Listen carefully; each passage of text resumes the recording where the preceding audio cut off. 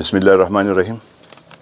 نن چې کوم افتتاح مو وکړه د حاجي محمد رحمان پټرول پمپ ته مخامخ د یور وایز ایجوکیشنل کنسلټنسي چې د افتتاح مو وکړه او د دې مالک فواد خان دی، ابرار خان دی.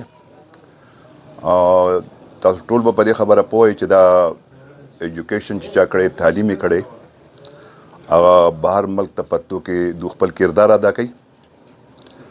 او زه دعا کوم چې الله پاک د په کوم مقصد باندې د آفس کولاو کو هغه مقاصد پوره شي، د سواد ټولو نوجوانانو ته د پیدي ورسي او د کوم صلاحیت چې کوم دی د هغې نه خلک مستفید شي.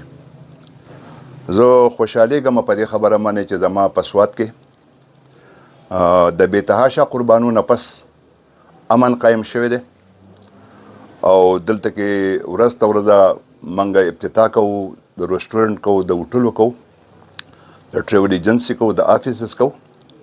او زما دپاره او زما د ملګرو دپاره دا باعث فخر خبره ده، خوشحالي خبره ده چې زموږ ممبرشپ سیوا کېږي او د دې نه دا اندازه لګي چې د سواد معیشت د بربادۍ نه پس ترقۍ کامرانۍ طرف ته ځي.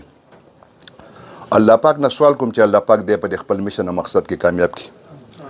ملک ډېر د بدحالۍ شکار دی او الله دې خیر کړي. د قیامت علامات دي. ما ته چې څونه راپورټ دی نو زه تا ته وایم چې یو کاروبار کې هم ترقي نشته، خو د پاسپورټ په آفس کې چې کومه ترقي ده، په سوونو کسان د ورځې هغه پاسپورټونه جوړوي او د دې اسلامي جمهوریت پاکستان د بهر پتو مجبور دي. او د هغې بنیادي وجوهات دا دي چې دلته د هیڅ قسمه د روزګار سهولتونه نشته.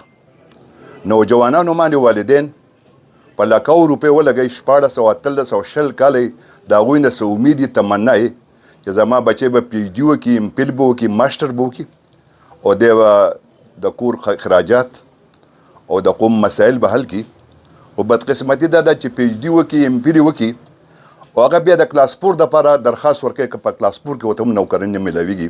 ډېر د خوشحالۍ خبره ده چې زموږ نوجوانان چې خلک بتلو اسلام آباد ته، پېښور ته، یو ځای بل ځای به د کنسلټنټ ورسره دوکې هم کولی.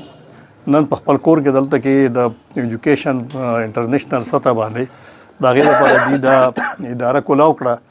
نو زما خول دا یقین دی چې چونکې دا زما خوریم دي، زموږ د خاندان هغه سټیټس او زموږ هغه اعتماد هغه به برقرار ساتي او د خلکو سره په کم نه کم معایزه باندې د هغوی خدمات کوي چې هغوی په کم ملک هم تعلیم لذي چې د هغې رهنمایي وکړي.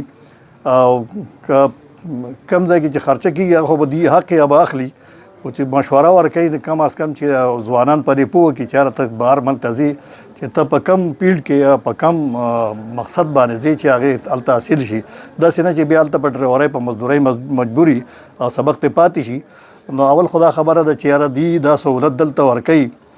نو په کار دا ده چې یاره یو خو هغه خلک هم اویر یا چې یاره زه روان سره یم، ځکه چې نن سبا خو هر لکه څنګه چې صدر صاحب ووایي ټول ځوانان لګیا دي د ملک نه په څه نه څه طریقه وځي. په هره میاشت کې په لکونو ځوانان د دې ملک نه وځي، ځکه چې د دې ملک ورته مستقبل نه ښکاري.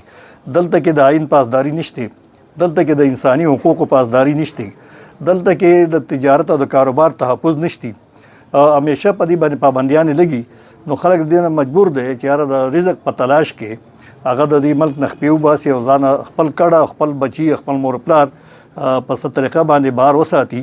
نو هغې د ایجوکیشن دا یو طریقه هم په دغه لر کې خلک اختیاروي چې لاړ شي هلته کې سبق هم وایي او بیا ځانه اوور ټایم کې ځانه پارټ ټایم کې سبق او د هغې سره روزګار هم کوي او خپلو بچو له رزق رالېږي.